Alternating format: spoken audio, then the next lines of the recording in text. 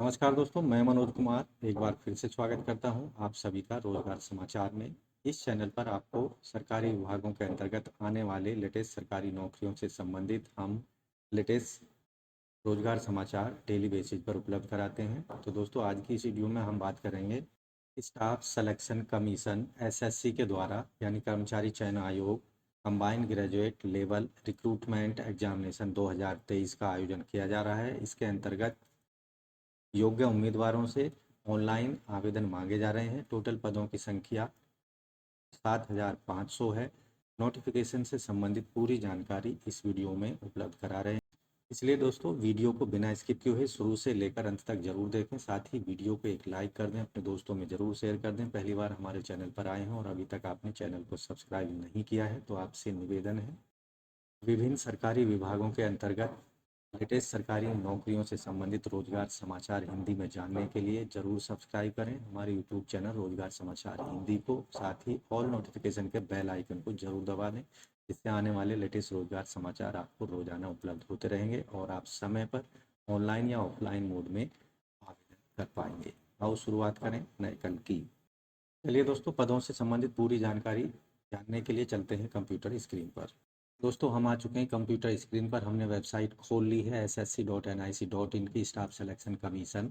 यहाँ important notice आपको दिखाई देंगे। एक नोटिस है 3 अप्रैल 2023 को जारी किया गया है, notice of combined graduate level examination 2023। यहाँ एक लिंक दिया गया है, इस पर क्लिक करके आप डिटेल एडवर्टाइजमेंट को पढ़ सकते हैं।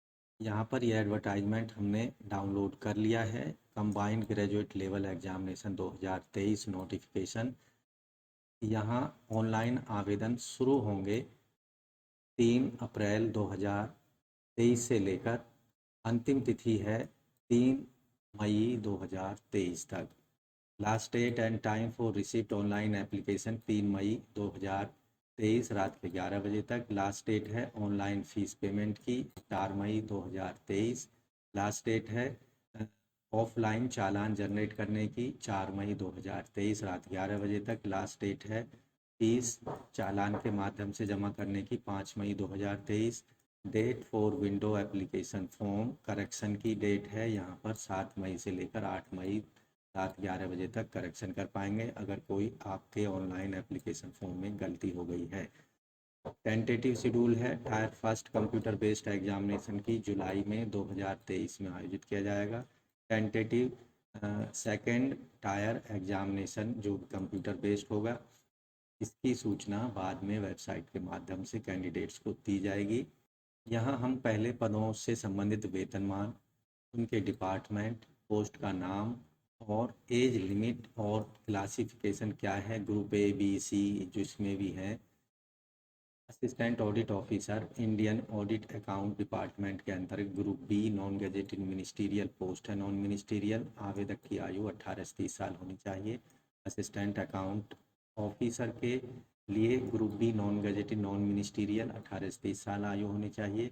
वेतनमान यहाँ पहले वाले पद के लिए है असिस्टेंट ऑडिट ऑफिसर और असिस्टेंट अकाउंट ऑफिसर के लिए वेतनमान 7 CPC के लेवल 8 के अंतर्गत 47,600 से लेकर 1,51,100।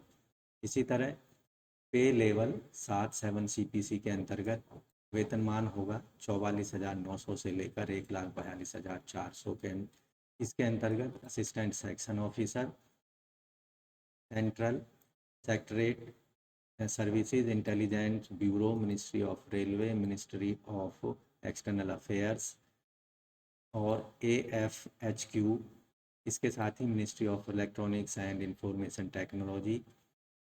असिस्टेंट और assistant section officer other ministry department organisation के अंतर्गत ये सभी जो पोस्ट हैं असिस्टेंट सेक्शन ऑफिसर की ग्रुप बी की पोस्ट हैं। आवेदक की आयु यहाँ सेंट्रल सेक्रेटरेट के अंतर्गत 20 से 30 साल होनी चाहिए और इंटेलिजेंस ब्यूरो में 18 से 30 साल होनी चाहिए। इसके साथ ही ministry of railway external affairs AFHQ में 20 से 30 साल के बीच होनी चाहिए, जबकि अन्य डिपार्टमेंटों में 18 से 30 साल के बीच आवेदक की आयु होनी चाहिए। Inspector of income tax CBDT department में inspector central excise, inspector preventive officer और इंस्पेक्टर एग्जामिनर। CBIC डिपार्टमेंट के अंतर्गत ये ग्रुप बी की पोस्ट है, 18 से 30 साल आयु होनी चाहिए।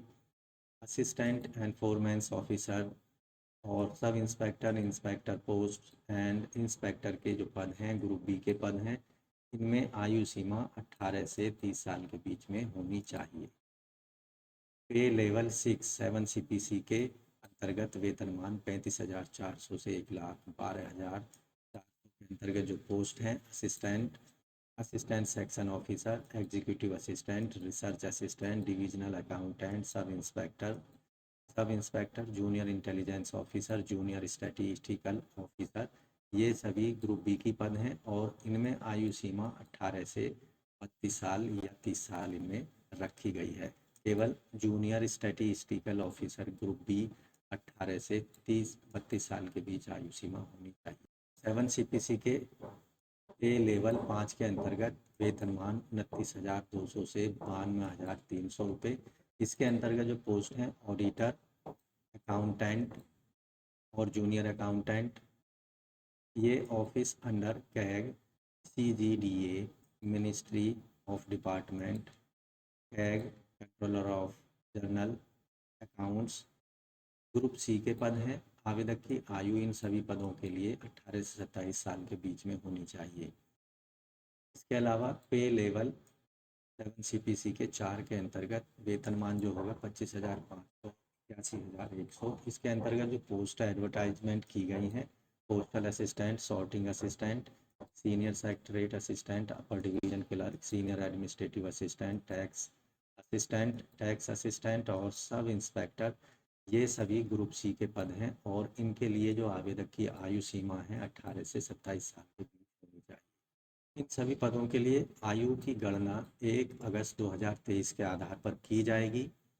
18 से 27 साल की एज ग्रुप वाले पदों के लिए आवेदक का जो जन्म है 2 अगस्त 1996 के पहले का नहीं होना चाहिए और 1 अगस्त 2005 के बाद का नहीं होना चाहिए, जबकि 20 से 30 साल एज ग्रुप वाले पदों के लिए आवेदक का जन्म 2 अगस्त 93 के पहले का नहीं होना चाहिए और 1 अगस्त 2003 के बाद का नहीं होना चाहिए। इसी तरह 18 से 30 साल एज ग्रुप वाले पदों के लिए आवेदक का जन्म 2 अगस्त 1993 के पहले का नहीं होना चाहिए और 1 अगस्त 2005 के बाद का नहीं।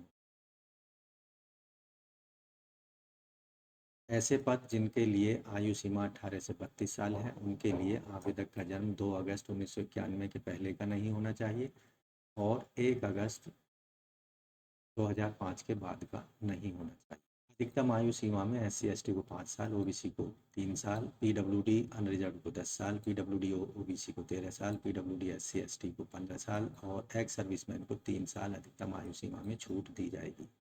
अब बात करते हैं एसेंशियल आवश्यक क्वालिफिकेशन, जिसकी सभी सर्टिफिकेट आवेदक के पास 1 अगस्त 2023 तक हर हाल में होने चाहिए। यहाँ पोस्ट वाइज जो एसेंशियल एजुकेशनल यानी मिनिमम एजुकेशनल क्वालिफिकेशन है, असिस्टेंट ऑडिट ऑफिसर या असिस्टेंट अकाउंट ऑफिसर के पदों के लिए आवेदक के पास बैचलर डिग्री होनी चाहिए किसी भी मान्यता प्राप्त इंस्टीट्यूट से।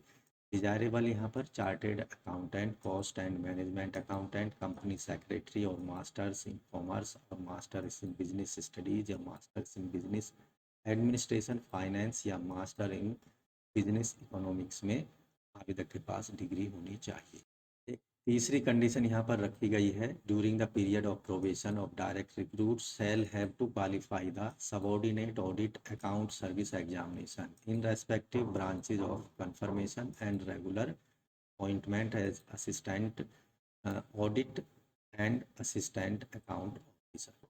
जूनियर स्टैटिस्टिकल ऑफिसर के लिए जो बैचलर डिग्री होनी चाहिए किसी भी सब्जेक्ट में मान्यता प्राप्त विश्वविद्यालय से कम 60% अंकों के साथ में मैथमेटिक्स रहा हो आवेदक के पास 12th स्टैंडर्ड या बैचलर डिग्री किसी भी सब्जेक्ट में रही हो with statics as main subject और degree level. Statistical investigator grade 2 के पदों के लिए आवेदक के पास किसी भी सब्जेक्ट में डिग्री होनी चाहिए। स्टैटिस्टिक्स सब्जेक्ट रहा हो आवेदक के पास ग्रेजुएशन। साथ ही candidate must have studies statics subject in all 3 years या 6 semester of graduation courses. Research assistant और national human rights commission NHRC के लिए जो एजुकेशनल क्वालिफिकेशन है, आवेदक के पास किसी भी मान्यता प्राप्त विश्वविद्यालय से बैचलर डिग्री होनी चाहिए। डिजायरेबल क्वालिफिकेशन मिनिमम 1 साल का रिसर्च एक्सपीरियंस आवेदक के पास होना चाहिए। साथ ही यहाँ पर लॉ में डिग्री होनी चाहिए या ह्यूमन राइट्स में डिग्री आवेदक के पास होनी चाहिए, तो उनको प्रेफरेंस दी जाएगी। अन्य सभी पदों के लिए जो मिनिमम क्वालिफिकेशन रखी गई है, बैचलर डिग्री होनी चाहिए किसी भी मान्यता प्राप्त विश्वविद्यालय से। ऐसे कैंडिडेट जो कि अपने फाइनल ईयर एग्जामिनेशन में, ग्रेजुएशन के फाइनल ईयर या फाइनल सेमेस्टर एग्जामिनेशन में अपीयर हो रहे हैं, वो भी इन पदों के लिए आवेदन के योग्य होंगे। लेकिन वो एसेंशियल क्वालिफिकेशन की जो डिग्री सर्टिफिकेट्स हैं या आवश्यक मार्कशीट हैं, वो 1 अगस्त 2023 तक उनको उपलब्ध करानी होंगी।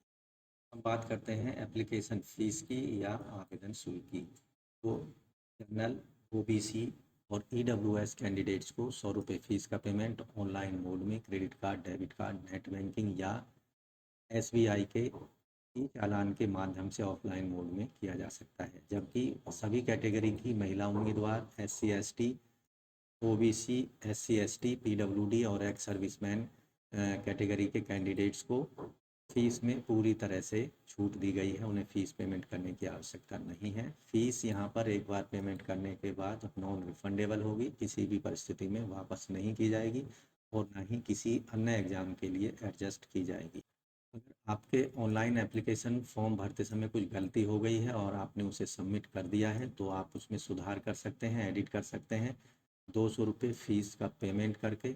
और अगर उसके बाद भी कोई गलती रह जाती है और दोबारा आप उसमें करेक्शन करना चाहते हैं, तो सेकंड टाइम में आपको 500 रुपये फ़ीस पेमेंट करनी होगी करेक्शन के लिए। करेक्शन फ़ीस का पेमेंट भी आपको ऑनलाइन मोड में ही करना होगा। ऑनलाइन मोड में फ़ीस का payment Bhim, UPI, net banking, credit card, debit card, net के माध्यम से आप कर सकते हैं। परीक्षा केंद्र या एग्जामिनेशन सेंटर्स यहाँ रीजन वाइज आज दिए गए हैं। डिटेल में आप एडवर्टाइजमेंट में जाकर अपनी मनपसंद के एग्जामिनेशन सेंटर को ऑनलाइन आवेदन फॉर्म भरते समय सेलेक्ट कर सकते हैं।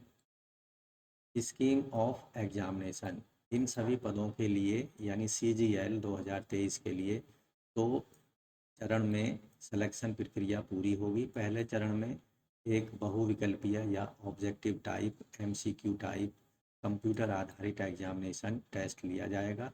जो कैंडिडेट टायर फर्स्ट को क्वालिफाई कर लेते हैं, उन्हें टायर सेकंड में प्रेजेंट होने का मौका मिलेगा, यानी उन्हें टायर सेकंड का एग्जामिनेशन देना होगा। टायर सेकंड का एग्जामिनेशन भी कंप्यूटर बेस्ड होगा और ये भी ऑब्जेक्टिव टाइप ही होगा। टायर फर्स्ट का जो एग्ज़ाम होगा उसकी स्कीम जर्नल, पहला जो पार्ट होगा उसमें जर्नल इंटेलिजेंस और रीजनिंग पर 15-25 प्रश्न होंगे। मैक्सिमम यहाँ पर 50 नंबर इसके लिए दिए जाएंगे, यानी हर प्रश्न के 2 अंक निर्धारित होंगे। जनरल अवेयरनेस के 25 प्रश्न 50 अंकों के, क्वांटिटेटिव एप्टीट्यूड के 25 प्रश्न 50 अंकों के, इंग्लिश कॉम्प्रिहेंशन के 25 प्रश्न 50 अंकों के पूछे जाएंगे। यहाँ जो टोटल टाइम दिया जाएगा एग्जामिनेशन को पूरा करने के लिए 1 घंटे यानी 60 मिनट का समय मिलेगा। टायर फर्स्ट का exam objective type multiple choice प्रश्न हिंदी और इंग्लिश लैंग्वेज में पूछे जाएंगे। There will be negative marking of 0.5, यानी हर गलत उत्तर के लिए 1/2 अंक काट लिए जाए। टायर सेकंड का जो एग्ज़ाम होगा उसमें टायर सेकंड में पेपर फर्स्ट में सेशन फर्स्ट के अंतर्गत 2 घंटे 15 मिनट के टाइम पर नोट होगा। यहाँ सेक्शन 1 और सेक्शन 2 पार्ट होंगे। सेक्शन 1 में मॉड्यूल 1 के अंतर्गत मैथमेटिकल एबिलिटी के 30 ऑब्जेक्टिव MCQ प्रश्न पूछे जाएंगे और मॉड्यूल 2 में रीजनिंग जनरल इंटेलिजेंस के 30 प्रश्न होंगे। टोटल प्रश्नों की संख्या 60 होगी सेक्शन 1 में, और यहाँ पर हर प्रश्न के जो निर्धारित अंक होंगे वो 3 होंगे, यानी 100 अंक 80 अंक का होगा सेक्शन 1। इसके लिए 1 घंटे का टाइम दिया जाएगा। सेक्शन 2 में मॉड्यूल 1 के अंतर्गत इंग्लिश लैंग्वेज और कॉम्प्रिहेंशन पर प्रश्न होंगे 45 प्रश्न, और मॉड्यूल 2 में जनरल अवेयरनेस पर 25 प्रश्न पूछे जाएंगे। टोटल प्रश्नों की संख्या 70 होगी सेक्शन 2 में, और यहाँ जो टोटल अंक निर्धारित होंगे 210 होंगे, यानी हर प्रश्न का 3 अंक निर्धारित। तो इस पूरे प्रश्न को यानी टायर सेकंड के प्रश्न पेपर फर्स्ट को सॉल्व करने के लिए 1 घंटे या 60 मिनट का समय दिया जाएगा। टोटल 130 प्रश्नों को हल करने के लिए 60 मिनट आपको। अब यहाँ पर जो इस एग्ज़ाम के दौरान यानी टायर 2 का जो एग्ज़ाम होगा उसके हर सेक्शन को हल करने के लिए आपको 1 घंटे का समय मिलेगा, 1 आवर फॉर ईच सेक्शन। तो यहाँ पर 2 सेक्शन इसमें हो गए पेपर, और तीसरा सेक्शन यहाँ पर होगा मॉड्यूल 1 कंप्यूटर नॉलेज पर आधारित। यहाँ 20 प्रश्न पूछे जाएंगे, हर प्रश्न के 3 अंक निर्धारित होंगे, टोटल अंक होंगे 60। तो यहाँ 15 मिनट का समय मिलेगा, और यहाँ जो सेशन सेकंड होगा इसमें 15 मिनट का समय दिया जाएगा। सेक्शन 3 के अंतर्गत module 2 data entry speed test module, यहाँ पर 1 डेटा एंट्री टास्क यहाँ पर कैंडिडेट्स का दिया जाएगा। 20 मिनट का यहाँ पर उन कैंडिडेटों को समय दिया जाएगा जो कि जिन्होंने स्क्राइब अपने एप्लीकेशन फॉर्म में चॉइस किया। पेपर 2 जो होगा यहाँ स्टैटिक्स के पर आधारित प्रश्न होंगे, 100 प्रश्न यहाँ पर पूछे जाएंगे, हर प्रश्न के 2 अंक निर्धारित होंगे, टोटल अंक यहाँ पर 200। यहाँ जो हर पेपर के लिए 2 घंटे का समय दिया जाएगा। पेपर 3 जो होगा जनरल स्टडीज़ फाइनेंस और इकोनॉमिक्स पर आधारित 100 प्रश्न पूछे जाएंगे, यहाँ पर भी हर प्रश्न के 2 अंक। तो इस तरह से टायर 2 का जो एग्ज़ाम होगा उसमें पेपर 1, 2 और पेपर 3 यहाँ पर अलग अलग शिफ्ट या दिन में कंडक्ट कराएंगे। पेपर सेकंड जो होगा वो कंपलसरी होगा सभी पदों के लिए। पेपर सेकंड जो होगा वो केवल उन कैंडिडेटों के लिए होगा जिन्होंने जूनियर स्टैटिकल ऑफिसर जेएसओ के लिए आवेदन किया, जबकि पेपर 3 जो होगा केवल उन कैंडिडेट्स के लिए कंडक्ट कराया जाएगा जो फर्स्ट में पेपर 3 के लिए शॉर्ट लिस्ट किए जाते हैं for the post of assistant audit officer and assistant account. Paper जो टायर्स फर्स्ट का होगा उसके लिए जो इंडिकेटिव सिलेबस है, डिटेल सिलेबस है, जनरल इंटेलिजेंस रीजनिंग से संबंधित यहाँ को एडवर्टाइजमेंट में मिल जाएगा। जनरल अवेयरनेस पर आधारित सिलेबस भी यहाँ पर आपको मिल जाएगा। क्वांटिटेटिव एप्टीट्यूड पर आधारित जो सिलेबस है वो यहाँ आपको मिलेगा। जनरल इंग्लिश कॉम्प्रिहेंशन पर आधारित सिलेबस यहाँ आपको मिल जाएगा। इसी तरह टायर सेकंड का जो पेपर होंगे उसमें module 1 of session 1 paper 1 mathematical ability पर आधारित जो प्रश्न हैं वो यहाँ उनसे डिटेल्ड सिलेबस आपको यहाँ पर दिखाई देगा। Number system, fundamental arithmetic operation, algebra, geometry और मेंसुरेशन।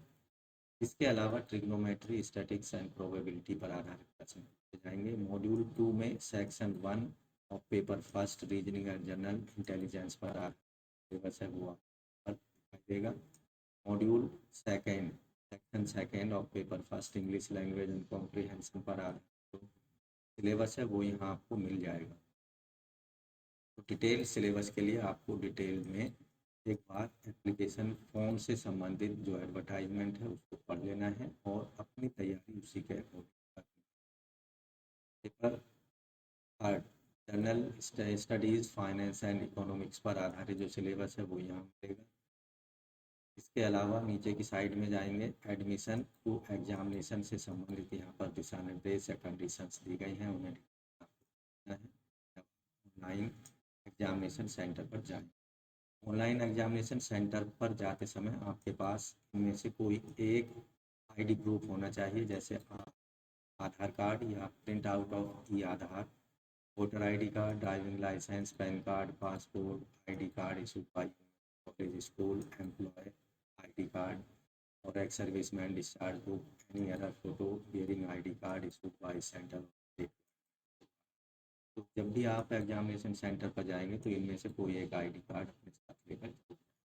यहाँ पर कैंडिडेट्स का स्पेसिफिक रिक्वायरमेंट के according physical standard, physical test और मेडिकल स्टैंडर्ड्स के अकॉर्डिंग टेस्ट लिए जाएंगे। Inspector central excise examiner CBIC और inspector preventive officer, inspector CBN, sub inspector CBN ministry of finance, sub inspector junior intelligence of NCB MHA, sub inspector CBI, sub inspector NPA के अंतर्गत इन पदों के लिए medical standard और physical standard physical test भी लिए जाएंगे। डॉक्यूमेंट वेरिफिकेशन के दौरान सभी कैंडिडेट्स को एक फ़ोटो कार्ड, एक फ़ोटो ID प्रूफ लाना होगा। साथ ही जो दिए गए डॉक्यूमेंट्स हैं matriculate secondary certificate, education qualification, caste certificate और PWD certificate, ex serviceman certificate, serving defence personnel undertaking as per annex 9, discharge certificate, relevant certificate, age relaxation से संबंधित, नो ऑब्जेक्शन सर्टिफिकेट अगर कहीं वर्किंग है, तो ये सभी सर्टिफिकेट डॉक्यूमेंट वेरिफिकेशन के दौरान सभी कैंडिडेट्स को उपलब्ध कराने। मोड ऑफ सिलेक्शन या चयन प्रक्रिया का जो मोड होगा, minimum qualifying marks tyre second section 1, 2 and module 1 of section 3rd of paper, 2nd of tier 2 paper, 2nd and 3rd of tier 2nd examination result के लिए क्वालिफाइंग मार्क्स रखे गए हैं 30%, OBC EWS के लिए 50%, अदर कैटेगरी के लिए 20% लाने होंगे। मिनिमम क्वालिफाइंग जो स्टैंडर्ड मार्क्स हैं यहाँ पर अनरिजर्व के लिए 20% होंगे, OBC EWS के लिए 25% और अदर कैटेगरी के लिए 20%। ये minimum percentage of error allowed है एग्जामिनेशन टायर सेकेंड एग्जामिनेशन के। ऐसे कैंडिडेट जिन्होंने ऑनलाइन फॉर्म भरते समय कोई भी पोस्ट प्रेफरेंस नहीं दिया है, ऐसे कैंडिडेटों को किसी भी अन्य पद के लिए फाइनल रिजल्ट के दौरान शामिल नहीं किया जाएगा। Such candidates shall not be provided with another opportunity to exercise preference for post and will be solely responsible for the same। यानी उसके लिए जो कैंडिडेट है, आवेदक है, वो खुद ही रेस्पॉन्सिबल। इसलिए ऑनलाइन आवेदन करते समय आपकी क्वालिफिकेशन के अकॉर्डिंग जो भी पोस्ट आपको सूट करती है, उन सभी को अपनी प्रेफरेंस में ज़रूर आपको स्थान देना है। दोस्तों, ऑनलाइन आवेदन करते समय आपको 2 स्टेप में अपने एप्लीकेशन फॉर्म को कंप्लीट होगा। पहला जो स्टेप होगा वन टाइम रजिस्ट्रेशन, दूसरा स्टेप होगा online application for the examination. Part 1 online one time registration जो होगा, उसके लिए आपके पास मोबाइल नंबर, ईमेल ID होना चाहिए, आधार नंबर होना चाहिए या वोटर ID, इनमें से कोई एक ID आप इस्तेमाल कर सकते हैं। इंफॉर्मेशन यहाँ पर रोल नंबर और passing years of matriculate examination, date of birth के लिए यूज कर सकते हैं। डिसेबिलिटी सर्टिफिकेट यहाँ पर वन टाइम रजिस्ट्रेशन पर आपको दी गई डिटेल आप प्रोवाइड करानी होगी। यहाँ आपको एक रजिस्ट्रेशन नंबर मिल जाता है, आपका पासवर्ड यहाँ पर आप देते हैं, इस्तेमाल करके आप करके डिटेल में एप्लीकेशन को कंप्लीट कर सकते हैं। ऑनलाइन एप्लीकेशन कैसे करना है पूरी डिटेल में यहाँ पर एक डेमो दिया गया है एडवर्टाइजमेंट के लास्ट में। यहाँ डिटेल में जाकर आप देख सकते हैं और अपने एप्लीकेशन सबमिट कर सकते हैं।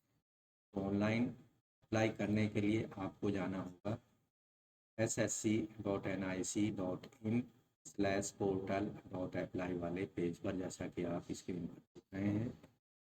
यहाँ आपको